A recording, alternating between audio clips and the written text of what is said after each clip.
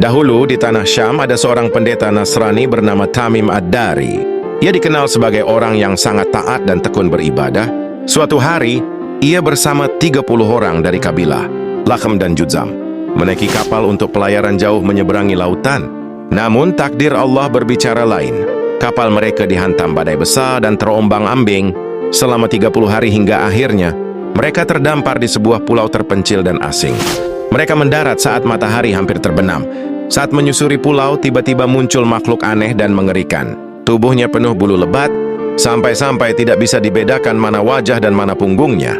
Ia mengaku bernama Al-Jassasah. Makhluk itu tidak menjawab banyak pertanyaan.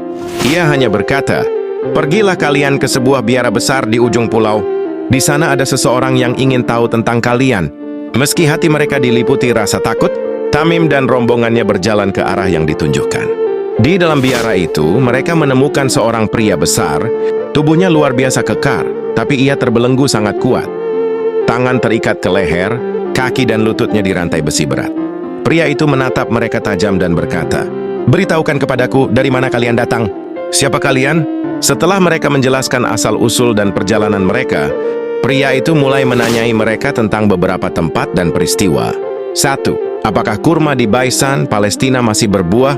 2. Apakah danau Tiberias masih berair? 3. Apakah mata air Zugar dekat Laut Mati masih mengalir? 4. Apakah telah muncul nabi terakhir di tanah Arab? Mereka menjawab bahwa semua itu masih ada, dan nabi terakhir, Muhammad SAW, memang telah muncul di Makkah dan kini tinggal di Madinah. Pria itu pun berkata, "Jika benar apa yang kalian katakan, maka dia Muhammad akan segera menguasai seluruh bumi.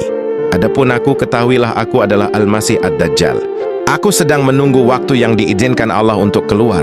Saat itu tiba, aku akan berjalan ke seluruh penjuru dunia dalam waktu 40 hari, kecuali 2 kota suci yang tak akan bisa aku masuki, Makkah dan Madinah." Mereka pun tersentak kaget. Sosok ini adalah makhluk yang selama ini ditakuti, Dajjal, fitnah terbesar menjelang hari kiamat. Setelah kembali ke daratan, Tamim Ad-Dari segera pergi ke Madinah dan menyatakan keislamannya di hadapan Rasulullah. Ia menceritakan kisah ini secara langsung kepada beliau.